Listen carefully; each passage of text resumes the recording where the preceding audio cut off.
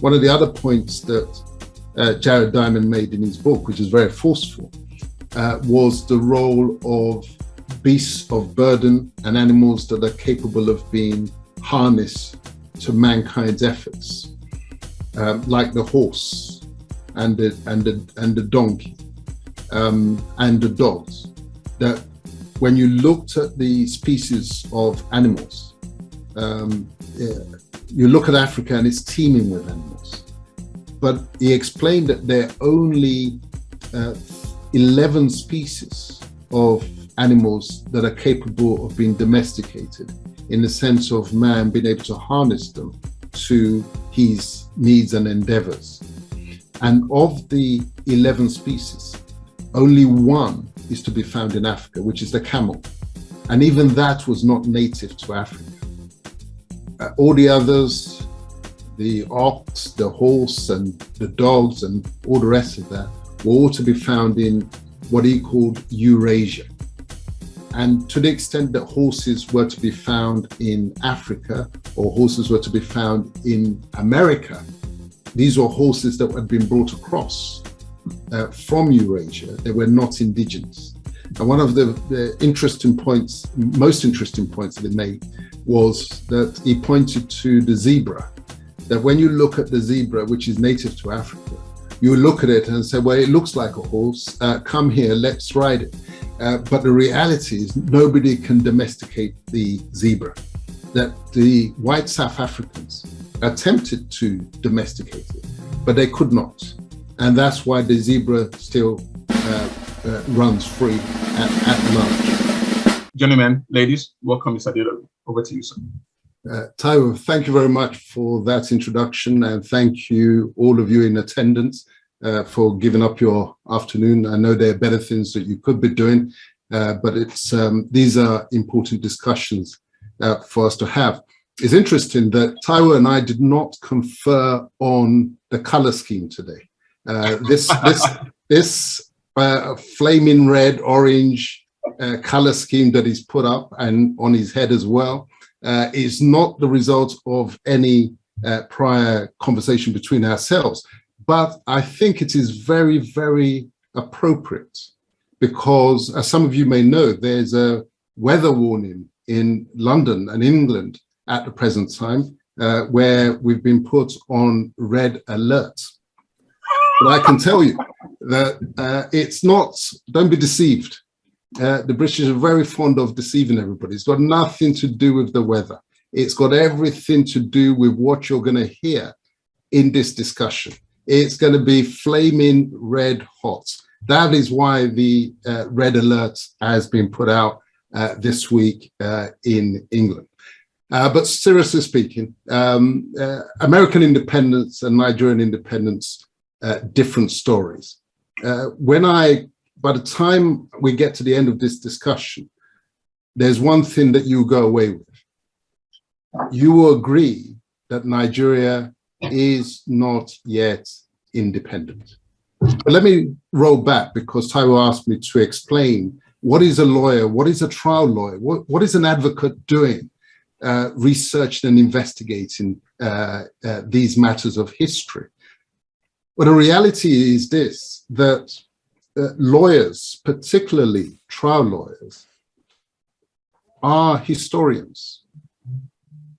Yes, the cases that we argue and the cases that we present, they concern maybe the interests of a single company, group of companies, or a single individual. Whereas when you're dealing with history like this, you're looking into issues affecting not just generations, i.e. present generations, they also affect future generations. And it's the same skills and disciplines of investigation of evidence that we adopt, or certainly that I adopt in my approach to studying Nigeria's history. And I'm equally ruthless in cross-examination of the evidence as I am in the cross-examination of witnesses. I simply don't buy simple explanations. You see, when people come to court, they come there with their testimony, don't they? They come there with their prepared evidence, and they ask us to believe that they are telling the truth and nothing but the truth. And this is their story. This is their version of events. History is no different. All the history books that have been written out there are put into circulation. That is their testimony as to what happened. And they invite us to believe that what they are saying is the truth, the whole truth, and nothing but the truth. But it is the discipline of an advocate to read between the lines, to join dots, to link events, to arrange the order. We weren't there when these things happened. No lawyer was there when an incident happened. No lawyer was there when a deal was struck between the parties or when the agreement broke up or broke down. What we have to do is reconstruct the story, the true story, what really happened, on using the evidence that is before us or that we're able to dig up and unearth. And in the same way as in court dramas, people go out of their way to bury the evidence. So it is when it comes to matters of history. Evidence is buried. When people want to pass knowledge across in these sensitive matters, you'll find that they adopt the same techniques, almost writing in code. And it is our job, the lawyer's job, to uncover the real story. And the lawyer historian, which I've converted myself to, that is my pride and joy, to get to the heart of the real story. So we were told, weren't we, 1st of October, 1960, Nigeria is independent. And this is what leads a lot of our people to say, but they left 60 years ago. They left 62 years ago. Why are we still blaming the British? And you can understand the logic. If somebody put a notice up, say, look, I'm leaving, and they slammed the door behind them, if you believe that they've gone, you see them physically walk out, then you can struggle to, or you can understand why people may struggle to think that somehow they are still there. Somehow you're still feeling their presence.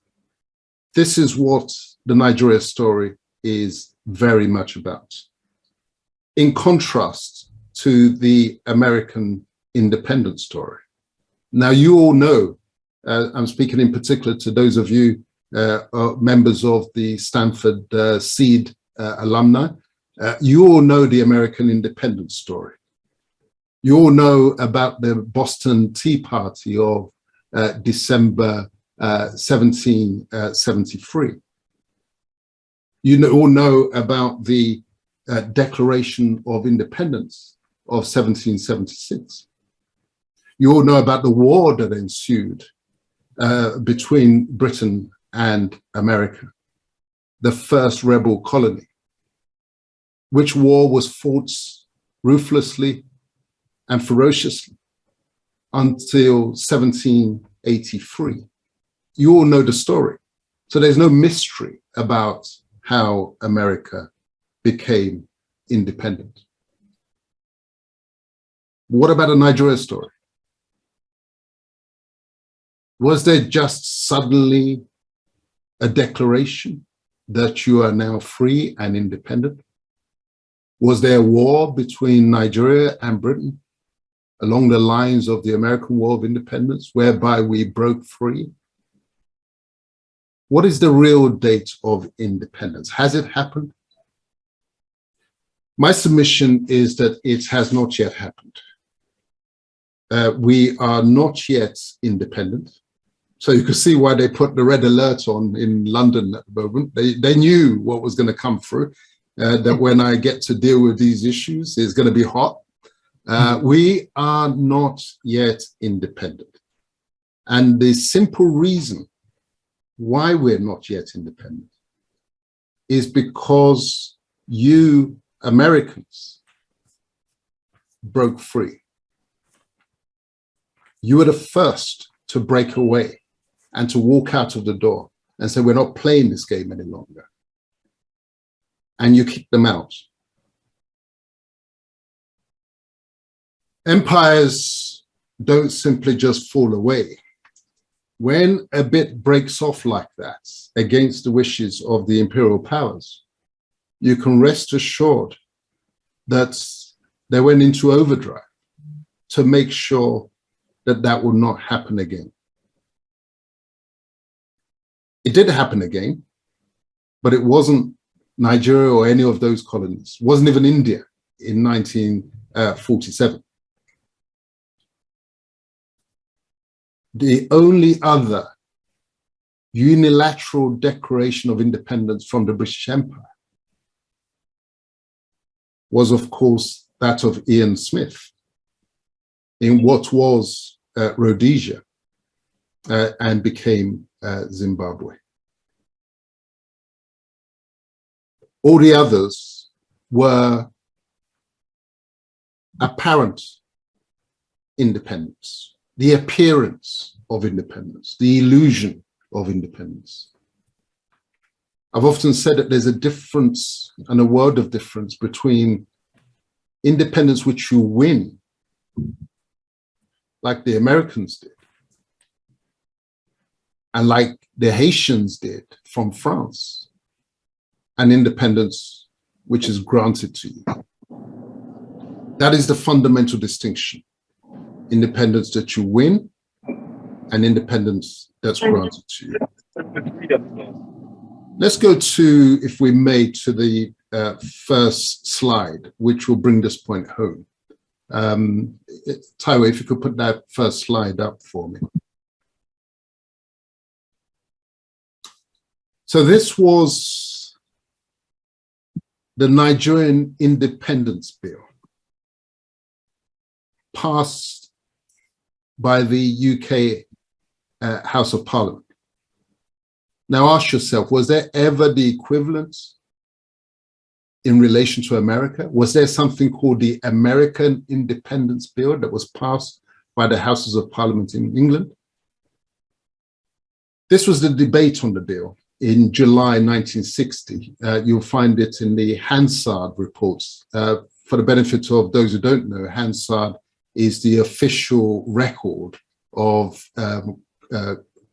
debates and proceedings in the UK Houses of Parliament. 15th of July 1960, this is what one of the contributors was saying. The Nigerian Independence Bill is the result of the unanimous request, underline that word, request, of both houses of the federal legislature, that is the Nigerian federal legislature, and it will certainly get, I am sure, unanimous agreement from this house today. They have not only requested independence, but they have requested unanimously membership of the Commonwealth. We are pleased that they have done this. So that's the beginning of my opening submission as regards why Nigeria has not yet attained independence. What we had was a request, a very polite request, which the British Parliament magnanimously granted, and said that we are very pleased to have made this grant. If we could now put up the second slide, please.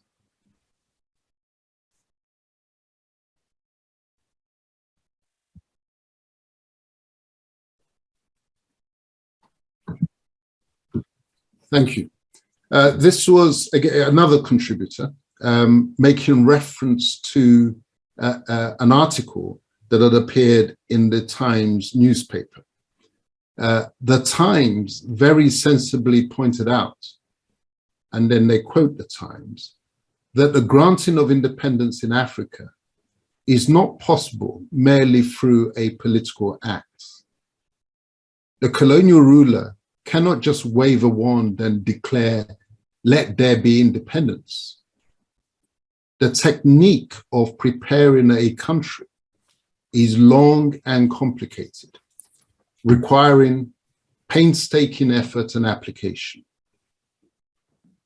That is what I believe has happened in the case of Nigeria. It is because of that adequate preparation that we can have confidence in the future of that country. Note those words. The technique of preparing a country is long and complicated, requiring painstaking effort and application. So it's not like the American one, where the Americans declared their independence. They chose the dates and they broke away on their terms. The Nigerian one, as was the case for Africa generally and India, was subject to the technique of preparing the country through painstaking effort and application. In a moment, we will see what we were being prepared for, because my book, A Fatherless People, was all about uncovering what was done by way of that preparation of Nigeria for the grant of independence. It is about uncovering what has been covered and what is not being disclosed. If we can now move to the third slide, please.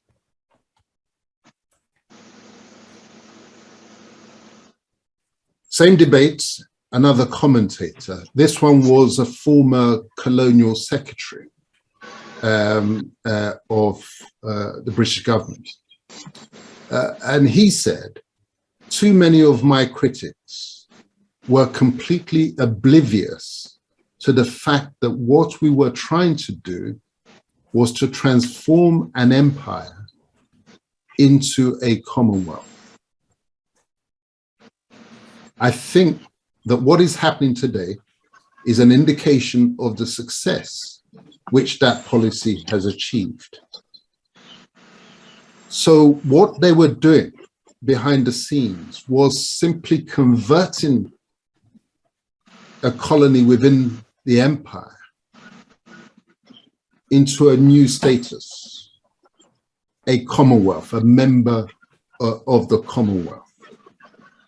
It wasn't independence at all. And many Nigerians are equally, completely oblivious to this fact that what happened on 1st of October 1960 was not the attainment of independence, but a transformation from a colony into a member of the Commonwealth. It was a changeover, not a breakaway. Can we please move to the fourth slide?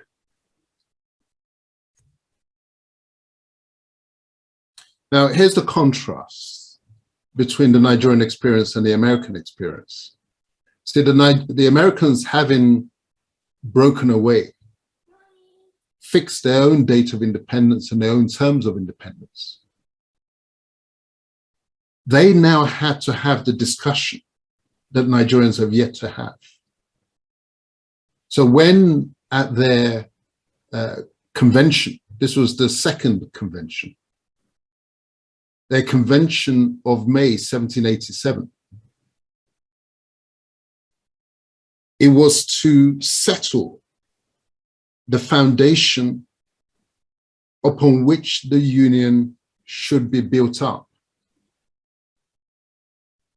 Was it to be, as in the past, a confederation or league of states? Or was it to be a fusion of men into a nation? Very fundamental question. What do we want for ourselves? Is it going to be the loose arrangement that we had before this War of Independence, where we then had to scramble together in order to deal with this external threat? Or is it to be a fusion of men into a nation? Having asked themselves that question, the task of the Convention of Philadelphia was then to draft a constitution, to give effect and to implement what they had decided upon between themselves.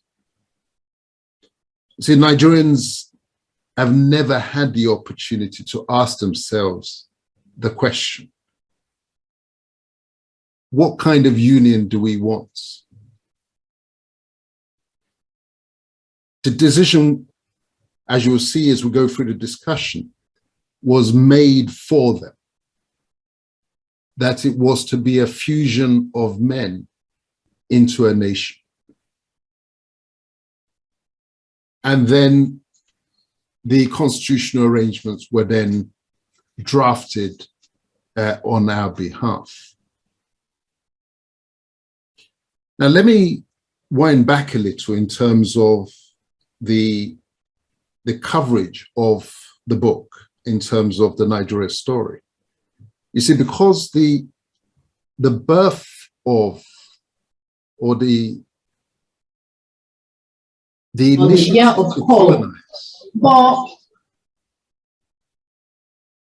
the initiative to colonize Nigeria and other parts of Africa actually stemmed from this very same American experience, the American breakaway. Let me make that clear. As we said at the beginning, we all know about the Boston Tea Party, where the American settlers rebelled against the imposition of taxation by the United Kingdom government in circumstances where they had no votes. No taxation without representation was the slogan. But a little lesser known detail about the rebellion was actually measures that the Americans had taken at an earlier stage to prohibit certain importations from Britain. Because the colony of Georgia had very soon after its foundation in 1732, note that date, had banned the use of enslaved labor, only for that ban to be lifted by King George II in 1751.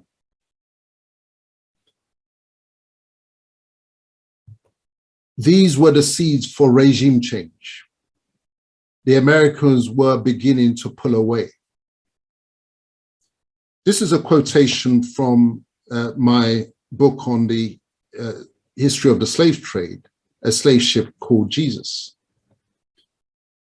The Virginia House of Burgesses, as early as 1769, adopted a non-importation agreement. It could not be enforced at the time owing to royal opposition, but it was readopted in later years with greater effect, and other colonies began to follow the Virginia example. In October 1774, the First Continental Congress adopted a resolution against the importation of any goods whatsoever from Great Britain, Ireland, or the East or West Indies. One clause of the resolution provided that we will neither import nor purchase any slave imported after the 1st day of December next, after which time we will wholly discontinue the slave trade and will and we will neither be concerned in it ourselves, nor will we hire our vessels, nor sell our commodities or manufactures to those who are concerned in it. You see, this was the beginning of the American rebellion, the American breakaway. So when then the formal Declaration of Independence happened in 1776, the war started, and as we touched on earlier, that bitter war went on until 1783. What then happened? How does it connect with Africa and specifically Nigeria? The loss of America was the impetus for the colonization of Africa. It started with, what shall we do with the enslaved Africans in America, who had now fought on both sides in that war of independence? What I explain in the book is that it was the British side that first broke the taboo. The taboo that sustained the slave trade was that you never teach the Africans how to read, and more importantly, you never teach them how to use weaponry. Now, because the British were strapped in terms of the forces that they could ship across the Atlantic to fight away in the Americas in order to forcibly take back the rebel colony, they felt obliged to turn to the enslaved Africans. Fight for us, they said, and when we win, we will free you. Now, the Americans retaliated with a counter-proposal saying, fight for us against the British. When we win, we will free you. So come the end of the war, both sides now ended up with significant numbers of Africans who had now had military experience and martial knowledge. What was to be done with them? This is what led to the creation of the colonies of Liberia by America for the repatriation of its unwanted martial enslaved Africans, or formerly enslaved Africans, and correspondingly the creation of Sierra Leone as far as the British unwanted was concerned. Now, because the Americans had the whole of the Americas as we know it to preoccupy themselves with, they had no interest in further territory in Africa. Liberia is all they were interested in for that particular purpose. The British, on the other hand, having lost one major colony, i.e. America, with all its potential, had decided on Africa as a replacement. And Sierra Leone was the launch pad for that replacement project as far as West Africa was concerned. So this is where the Nigeria story begins. The colonization of Sierra Leone, and those who were repatriated post the abolition of the slave trade in 1807 and abolition of slavery in 1833. These ones became the advance guard, those who were sent in often as missionaries to start the reconnaissance as far as the real target was concerned, which is what became Nigeria. These are where the Ajayi Crowther stories all come from.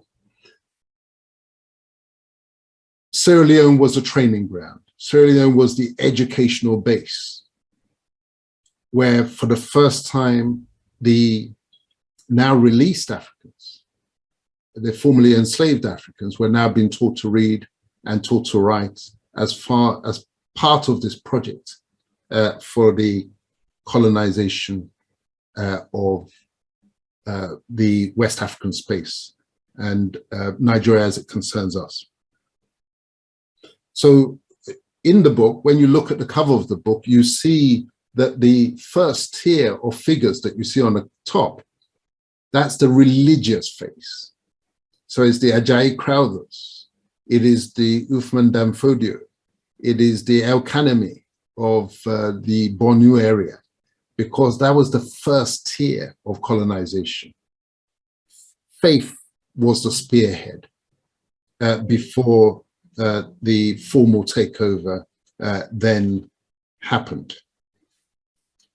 But what the book then takes you through is the process by which the treaties, so-called treaties of protection, were extracted from the native rulers.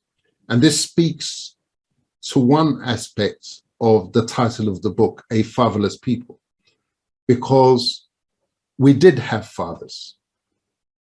We had systems of governments that worked for us. But in order to colonize, you do have to uproot what is there. You have to dig up whatever is on the ground.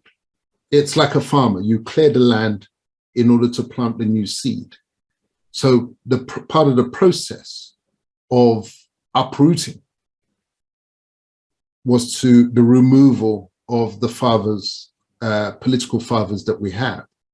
The kings, some were killed, or I should say many were killed. Some were deposed and exiled into foreign lands. So the book takes us through that journey, and you see characters like Jaja Obokobo, for example, who had an inkling as to not trusting these intruders, to use the straightforward word, sought assurances as regards his safety, only to be tricked onto the vessel and then promptly deported, never to see his land again. So this is the process by which the colonial construct was established. And as the book explains, by the end of it, 371 ancient nations were now thrown into political union. 371 nations that had been very similar to the Americans, the way the American colonies related to each other. Before that War of Independence, the American colonies, the original colonies, had very little to do with one another. They were fiercely proud of their independence. And they only pooled their sovereignty in order to meet that external threat in terms of to their freedom in their attempts to break away. And what was interesting was that immediately after they succeeded in the war effort, they were very, very concerned to make sure that they retrieved their sovereignty. Despite the efforts of people like Alexander Hamilton, who was concerned that without a strong center, the freedom and sovereignty that they had just won was always going to be vulnerable to renewed attempts by foreign powers to conquer them. And it was reluctantly, with great reluctance and with extreme caution and precautions, that the states of America agreed to create what's now become the federal government as we know it in the United States. The Nigerian Experience is very different, as you will see as we roll along.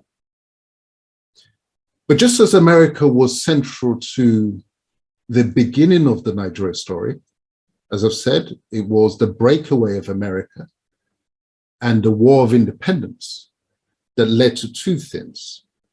One, the determination that no one else will ever break away in that fashion. And secondly, that unraveled the slave trade, which was the main enterprise at that time. You may be surprised to hear that it was actually America that once again, that was the trigger for the move towards independence in late 1950s. It actually started in the 1940s, but really took form in the 1950s. But let me explain that. If we could have the fifth slide up. This is a conversation that many Americans do not know about. This is a conversation between Winston Churchill and Franklin Delano Roosevelt. In 1939 is when the conversation took place. There was a long campaign by the British, led by Churchill, to try and persuade America to join the war efforts against Nazi Germany.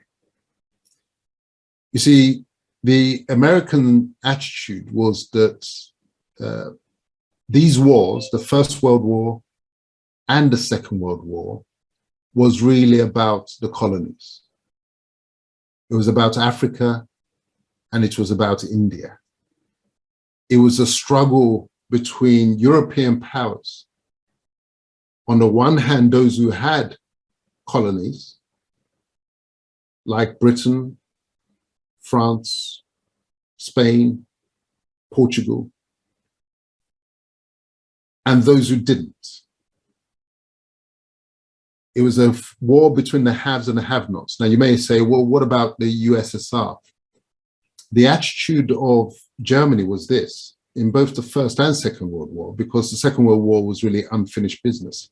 The attitude of Germany was this: when you look around the world, when you looked around the globe, what did you see? Standing as at 1900,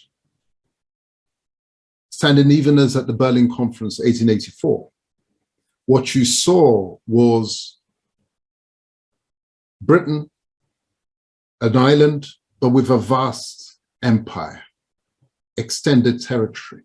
France, similarly. Russia, as it then was, masses of land relative to its population. China too, masses of land.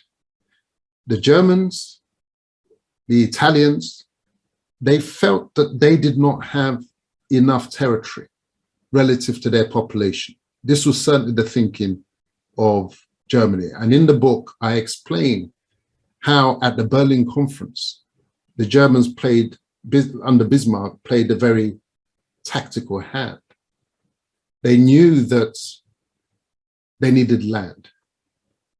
They knew that by virtue of the fact that they were not in the slave trade, they did not have the opportunity to acquire colonies when the changeover happened from slavery and the slave trade to colonization. They weren't in the game. And so at the Berlin Conference, what they did was simply to position themselves next to the main British territories. So they took Cameroon to be next to Nigeria. They took Togo to be next to Ghana. They took what is now Malawi in order to be next to places like Zambia and Kenya. And they took Namibia in order to be next to South Africa. They weren't so much concerned about the French because, bear in mind, they had just a few years before defeated France in the Franco-Prussian War of 1870. So come 1884 Berlin Conference, it was very much the British Empire that they had their eyes on. Roll forward and the war happened. What happened as part of the Versailles Treaty, the peace settlement, was that the few colonies that Germany had from that Berlin Conference, the ones that I've mentioned, Cameroon, Togo, Malawi, Namibia, those were stripped from Germany as part of the Versailles Peace Treaty. And then Hitler comes along and he's determined upon revenge.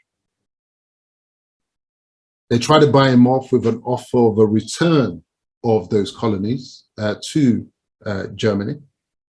But Hitler's agenda is much bigger than that at that point. And so we now get to a situation where the Second World War starts. Churchill is appealing to Roosevelt to bring the Americans into the war. Roosevelt's attitude is that we saved the British Empire, First World War, when we came in. We're not going back in just to save the British Empire. So let's look at the conversation that then unfolded between Roosevelt and Churchill. Roosevelt says, I can't believe that we can fight a war against fascist slavery and at the same time not work to free people all over the world from a backward colonial policy. And Churchill says, what about the Philippines? Roosevelt says, I'm glad you mentioned them. They get their independence, you know, in 1946, and they've gotten modern sanitation, modern education. Their rate of illiteracy has gone steadily down. Churchill says, there can be no tampering with the empire's economic agreements. Roosevelt says, they are artificial. Churchill, they're the foundation of our greatness. Roosevelt responds, the peace cannot include any continued despotism. The structure of the peace demands and will get equality of peoples. Equality of peoples involves the utmost freedom of competitive trade. And Churchill then responds, Mr. President, I believe you are trying to do away with the British Empire. Every idea you entertain about the structure of the post-war world demonstrates it. But in spite of that, we know that you constitute our only hope. And you know that we know it. You know that we know that without America, the empire won't stand. This was the background to the Atlantic Charter, which was then proclaimed in August 1941, which was the backdrop to the beginning of the winding up, or was supposed to be the winding up of the empire. I say what was supposed to be because it didn't happen that way, for the simple reason that Franklin Delano Roosevelt died just 2 weeks before the end of the war. And with him off the stage, the agenda was now switched very cleverly by the British imperial powers. The agenda now became the Cold War. It was no longer the empire to be dismantled. It was the Soviet Union to be pushed back from Western Europe. Remember, they had reached as far as Berlin because they were the main ground forces in the fight against Hitler's Germany. So that now became the agenda as far as America was concerned, Truman and Churchill. And decolonization fell off the agenda, fell off the table. Now, how did it then come back onto the table, you may ask? The explanation was this: it was the Vietnam War. This is all explained in the book, and this is this is my style in terms of dealing with the history of Nigeria. So we understand events. It's almost if the way that you look at a duck and you see, if you're just looking at the surface, you see a very smooth journey and transition, but you're not watching the feet and seeing what is going underneath. What the book brings out is what is really going underneath. So we understand what is really going on. So the circumstances in which decolonization came back onto the agenda was this. Eisenhower, now president. With accountability. So, Eisenhower, now as president of the United States, the understanding had been that, yes, Cold War, a war against communism, pushed communism back.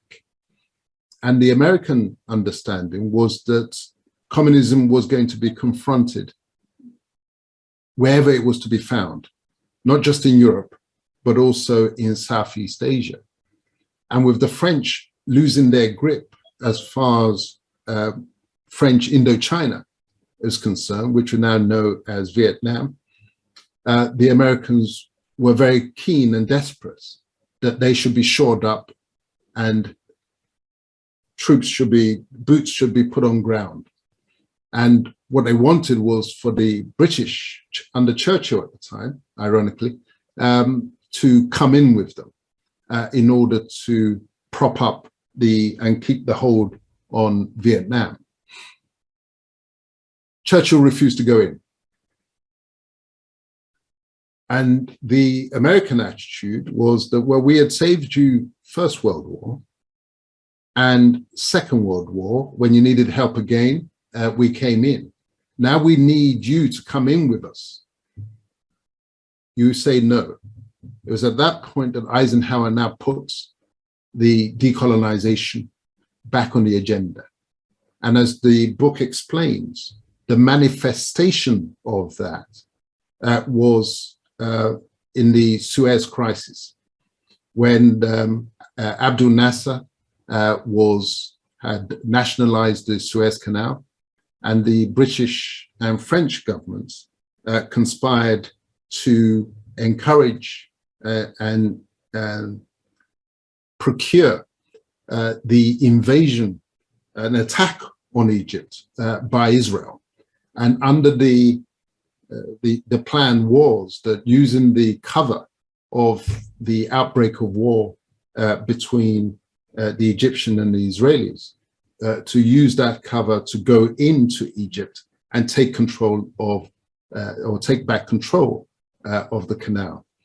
Now, the Americans saw through the ruse, and of course they could not, being cousins, they could not fight the British and the French directly. That would not be strategically advisable, but there were alternative means of warfare. And the alternative means was, of course, economic warfare. And that's when the Americans started dumping the pound, knowing that the British economy was weak and vulnerable, selling pounds such that Britain was now faced with the prospect of massive devaluation. In the end, the Brits had to give way. They were too exposed financially. And on the back of that, get out of Egypt. But it wasn't just Egypt that it was going to stop at. It was the empires or the colonies. So Egypt was 1956, Ghana 1957, Nigeria then 1960. And that's where it all cascaded from. But again, we go back to where we started. Remember, I put to you the proposition that what we got was an appearance of independence, not real independence. It was a grant of independence, not the winning of independence. If I could ask for the 6th slide to be put up, and we'll see what happened. This is an excerpt from a book by Harold Smith, who was a British colonial officer who had traveled to Nigeria in the run-up to, as part of this process by which the British were supposed to be decolonizing, and he had gone out to help the process. But he bore direct witness to part of what we termed earlier on, the planning for independence, the preparation of Nigeria for independence. And this is an extract from his book.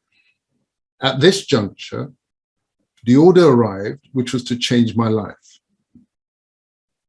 It had come through the chain of command, apparently from the Governor General Robertson himself. It was addressed to me personally. Perhaps my work had come to the Governor General's attention. I was much too modest to make that assumption. The order directed me to arrange for all Nigerian staff of the department and all departmental vehicles to proceed to the minister, Festus Okotie-Ebo's constituency, for the duration of the election campaign, to work under the minister's orders and to get his NCNC candidate elected. This was a covert operation and a cover story was needed. I was to devise a survey of migrant labor covering the minister's constituency. My reply was brief. No, I wrote on a minute sheet. This would be a criminal act. That is Harold Smith, an extract from his book, The Harold Smith Story, which is recently published. So it gives us an insight into part of that preparation of the country for independence that they were speaking about in that debate in the House of Commons on Nigeria's independence bill. This was the beginning of the process of rigging elections, rigging electoral outcomes, interference with the people's choice as to who would lead them. Because the strategy that had been adopted was that in place of direct control, they would now have partnership, influence.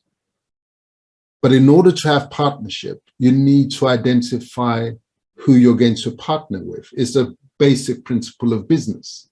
You don't go into business into partnership with strangers. You don't go into business into partnership with those who are not aligned with what you are seeking to achieve. So the idea that Nigeria would just have independence and will just have elections and the best man or woman wins, that was never going to happen. A partnership arrangement was being put in place and the partners had been identified.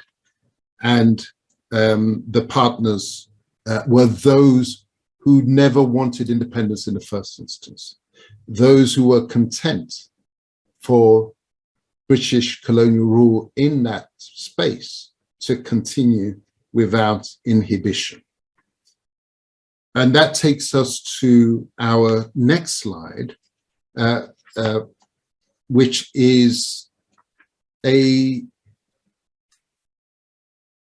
exchange between the last British governor of northern Nigeria, a chap called Brian Sherwood Smith, and the gentleman who was to become Prime Minister of Nigeria at independence. And Abubakar. Abubakar had been groomed for the role. Power was going to go to the North. The decision had been made. Those were the chosen partners. But because this independence, in inverted commas, was coming at short notice because of the America pressure, the British had not prepared anybody really for independence. So they now had to do fast track the preparations. And that meant that they had to bend, cut some corners and bend certain rules in order to get to the outcome, because they were under pressure from the United Nations at this point. So we see, this is Sherwood Smith, and it's taken from his memoirs. Abubakar accepted my advice. In the meantime, preparations were going forward for the 1957 Constitutional Conference. And before leaving Lagos for London, he wrote to me again. He wished me to prepare for him personally 2 papers. In one, he asked me to set out what, in my view, were the essential requirements for a new nation aspiring to independence. In the other paper, he asked me to lay down what I thought should be the minimum safeguards that the North should demand before finally committing itself to independence. That's my point about the North did not want the British to go. The first paper presented no great difficulty, but when it came to the second, I had to stress that constitutional safeguards would not be worth the paper on which they were written once a legislature made up its mind to scrap them.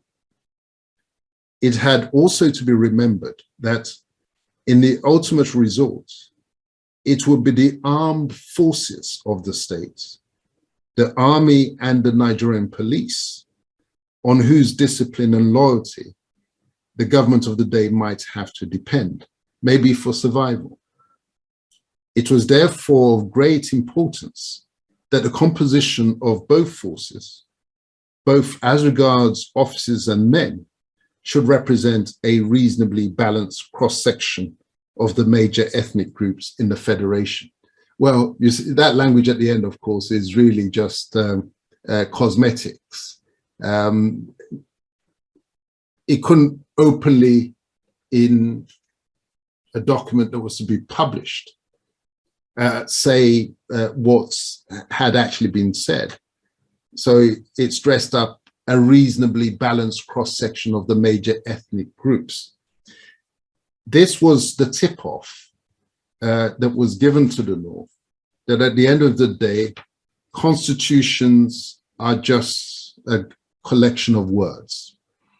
It is the control of the army and the police that would ultimately determine constitutional rights and entitlements. So this is the other aspect of the preparation of Nigeria for the independence that was to be granted to it. The British colonial powers had identified their partners and were behind the scenes positioning them to take over the reins. So when people get puzzled as to how is it that the North dominate the army in the way they do, this is the insights that sheds the light on what was going on. Now, we are where we are. We have this construct of 371 ethnic groups.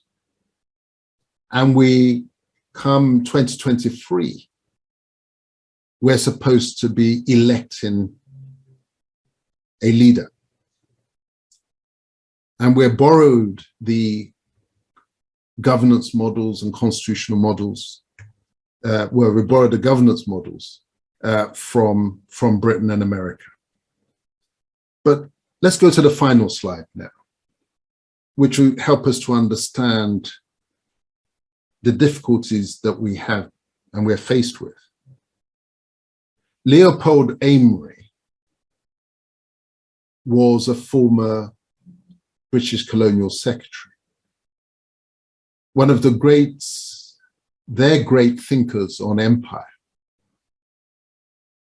whose preoccupation was the preservation and the continuation of the British Empire.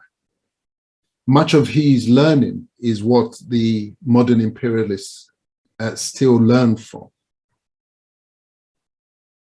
This is what he said in one of his memoirs. He said, "Our system of responsible governance implies a sense of responsibility and moderation, both in the legislature and in the electorates, which has grown over the centuries. It also implies a certain homogeneity in the electorate, which makes it possible for the minority in one election to become the majority at the next election.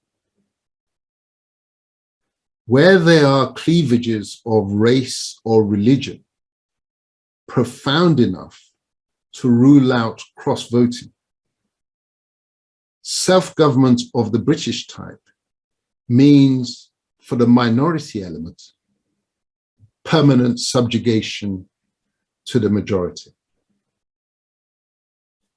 This, again, is the reality that our modern practitioners of democracy in Nigeria do not address their minds to.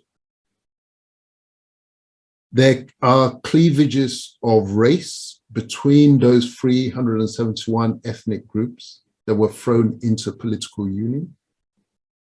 And as if that was not enough, there are cleavages of religion between them that are profound enough to rule out cross-voting. Everyone votes for their own. It's human nature. Until such point as you have enough in common with one another that you would accept, you'll be able to accept governance from each other's hands. As long as those differences are profound enough, and the differences of language, differences of heroes, differences of faith in the Nigeria construct are so profound that what we have is really a dictatorship of the minority. And that dictatorship was installed as part of that careful preparation that was mentioned at the beginning. Let me remind you of those words. The granting of independence in Africa is not possible merely through a political act. The colonial ruler cannot just wave a wand and declare, "Let there be independence." The technique of preparing a country is long and complicated, requiring painstaking effort and application. And remember, they also said, and this was a former colonial secretary, he said, too many of my critics were completely oblivious to the fact that what we were trying to do was to transform an empire into a commonwealth. I think that what is happening today is an indication of the success which that policy has achieved. So there is the fundamental difference between independence, America style, and independence, Nigeria style. The American independence was independence that was won. The date of independence was set by the Americans for themselves. The terms of independence was set by the Americans for themselves. This is why America works. And when, after winning the War of Independence, they now ask themselves the question, what kind of union do we want? Is it a confederacy as we had before? Or is it to be a fusion of individuals into one nation? And despite the fact that they all spoke one language, despite the fact they had the shared experience of being immigrant peoples from Europe, despite the fact that they all shared one faith, which was Christianity. Nevertheless, they built protections into their constitution to ensure that each of those contracting blocks, the original states, defended and were able to defend their independence, their own key strategic interests, which is why they all had their militias. They will have the federal army, but they have their militias as a safeguard against the federal army. Nigeria, with its vast complexity and diversity of heroes, of histories, of language, of cultures, always looking for a Superman that can be all things to all people. I'll be happy to take questions. I've spoken now for approaching an hour and a half. So thank you very much, Taiwo, for giving me this opportunity to share some of the material in the book. Obviously, you can never do justice to it in an address of 1 hour that's so broad-ranging. But yes, I'll be happy to take questions.